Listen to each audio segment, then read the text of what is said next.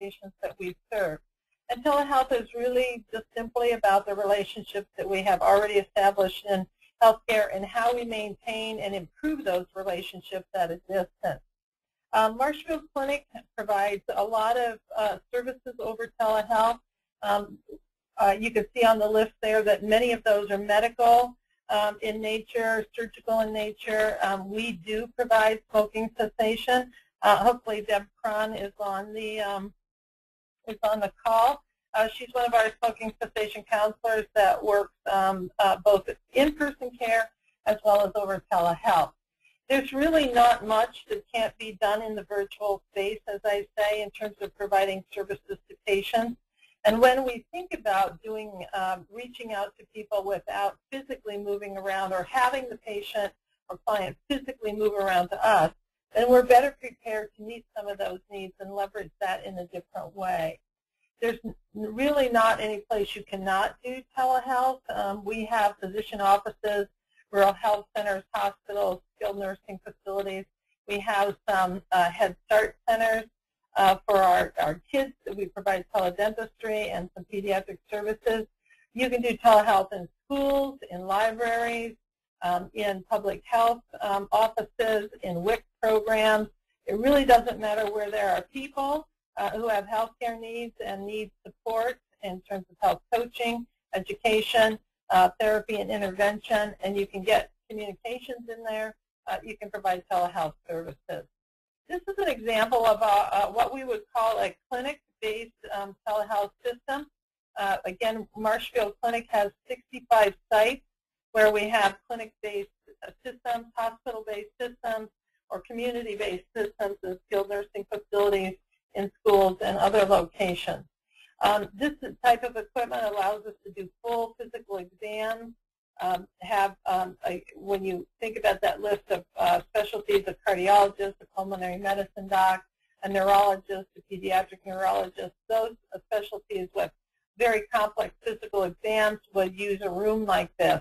We can also, and we do use this room for smoking cessation, for behavioral health, nutrition services, obesity counseling, diabetes counseling, diabetes education, visits with endocrinologists. So again, it's an example of a clinic-based room.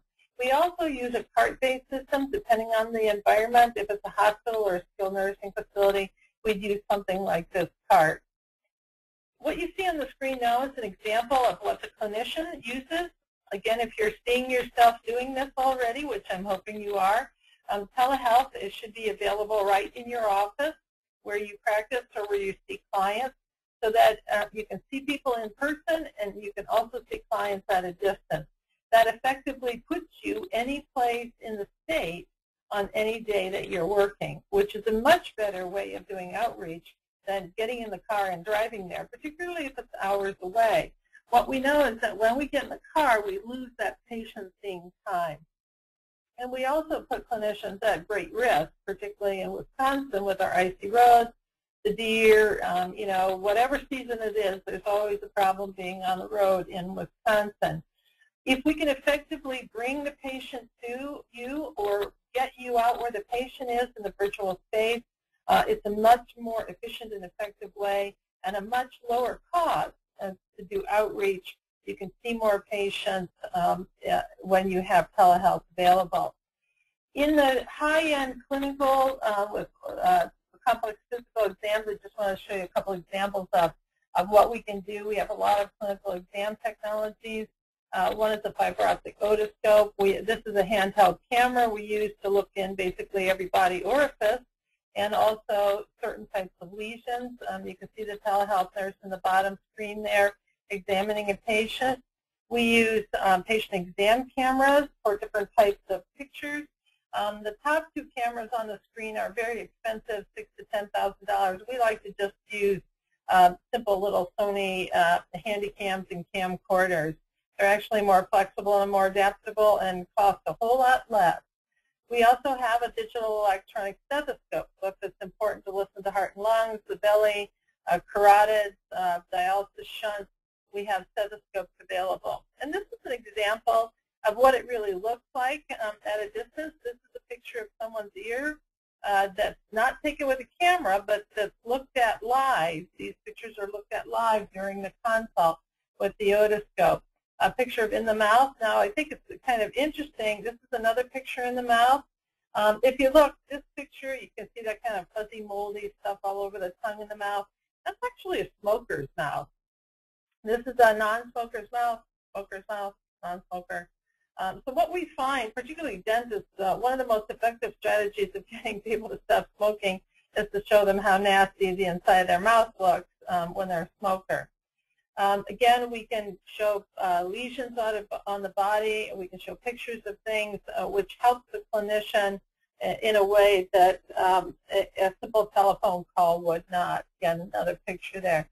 This is a picture of a lichen planus in the ear, and again, this is directly during a video call.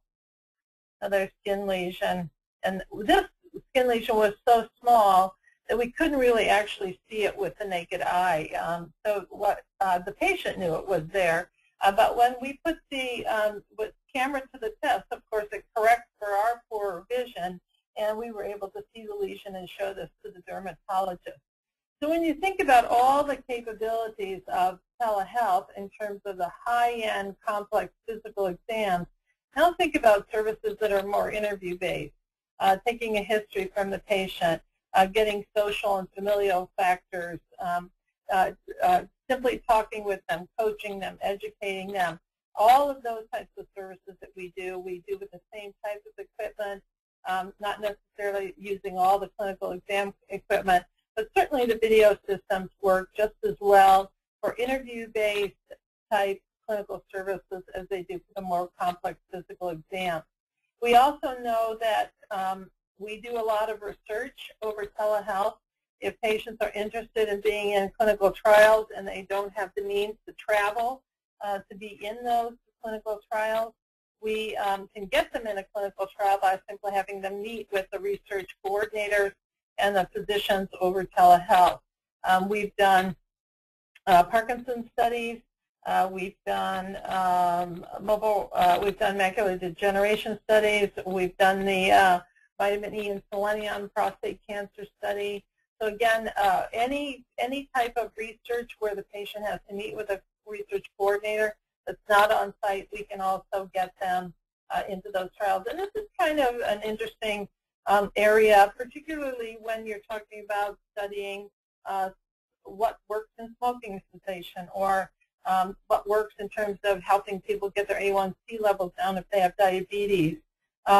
Certainly any of those clinical trials or epidemiological trials we can get patients access to over telehealth. The key really to the success of this is that the patient or the client really needs to have a service that's not available locally, and we need to have somebody who can provide the service, like all of you on the call today.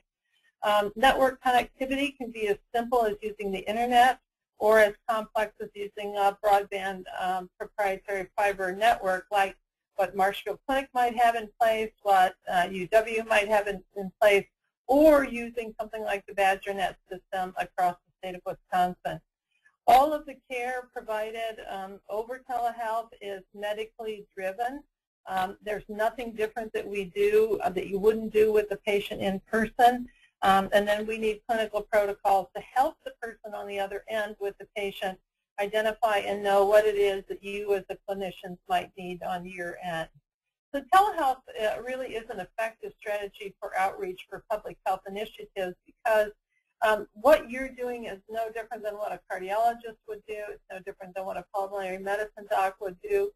Your services are just as important as influencing health behaviors in populations that really need to have a healthier lifestyle, need to have better health outcomes, and manage their conditions in a way that engages them and makes them accountable for some of the outcomes. So when we think about outreach, let's just think about this in its simplest terms, and I want to show you an example here. This is the story of cardiology outreach at Marshfield Clinic. We were doing outreach to a center that was about 240 miles away from the main campus. When a cardiologist went up there, they got they generated 5 to 11 RVUs per day, and our clinicians are paid on RVUs. It was 5 hours of driving time. We lost, every time they went on outreach, we lost about $2,000 of revenue per day, and it cost us about $249 to do that. So the total billable revenue was about $1,600, and the total net was minus $649. So we said, well, let's take a look at what that would look like if we did that over telehealth. If the cardiologist stays on campus, can do procedures, and run a full office day, they make 29 to 37 RVUs per day, so a little bit more money in their pocket. There's no risk to them in terms of being on the road because there's no hours of driving time. There's no lost revenue, no added expense, and the total billable revenue is anywhere from $4,000 to $12,000 per day, which gives us a total net of $4,000 to $12,000. So I ask you, which would you do? Would you drive for outreach, or would you try and find a way to maximize the ability to see that patient or client in the virtual space? And that's really what we've got a little bit of history with this model in the quit lines. We know from the research that quit lines are sort of the early precursor to some of the things we're seeing now in terms of telehealth and smoking cessation. And again, even though I'm talking about smoking cessation, this is true for diabetes management, for obesity management, for supporting and coaching and caring for persons with AODA issues as well. So in quit lines, what we know is that they're becoming very quickly a core resource for smoking cessation. What they do is they really help to provide a triage so that we can, as clinicians, help direct the smokers to the most appropriate resources. And what's really unique about a quit line or a telephone access system is that those types of programs and formats are uniquely positioned to provide effective, accessible, and affordable help to a large number of populations. And that really is what the fundamental issue is with outreach, is you're trying to reach a larger number of people when a clinician or an organization uses outreach. Now think about staying in the office, providing a quit line, and talking to 65 patients or 65 clients a day. Again, it's much more uniquely positioned as a method to do outreach than most of our other models.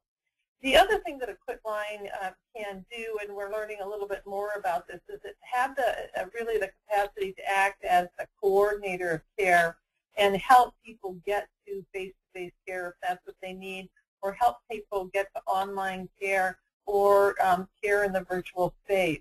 So it's always a central point for that client or patient to be able to call back to. But when we think about quit lines and what we've learned from that, one of the things I'll tell you just a little bit about our sort of quit line strategy is that we do have telephonic-based care, but what we have done is, and Deb Cron, if you know her, works in this role, we've sort of linked smoking cessation into the primary care arena so that we have a collaborative model between primary care and a smoking cessation counselor. Now, unfortunately, Deb is just one works in one center of 53 centers. So Deb can't drive to all 53 centers every day, but she could be in all 53 centers every day if she used telehealth. I'm glad to say Deb does use telehealth, and as of January 2012, smoking cessation is a covered telehealth service for Medicare patients. So when you think about smoking cessation counseling, coaching, and support via telehealth, this is the service that's kind of built on that quit line approach. So the patient is accessing the system through primary care. Primary care is doing the triage, and then that patient or client is getting sent to or connected up with Deb in order to provide that on-demand initial visit. Or if that patient needs to come back, that visit is scheduled. So not only is this a triage, but it's also that, again, that coordinator at the point of care model. So let's talk about, again, alcohol counseling and treatment, addiction counseling and treatment, diabetes education, management and intervention, and how about obesity care? None of that is different than smoking cessation. You may need some lab tests or some other things in terms of diabetes and obesity, and maybe addiction. But again, the work that we're doing with the patient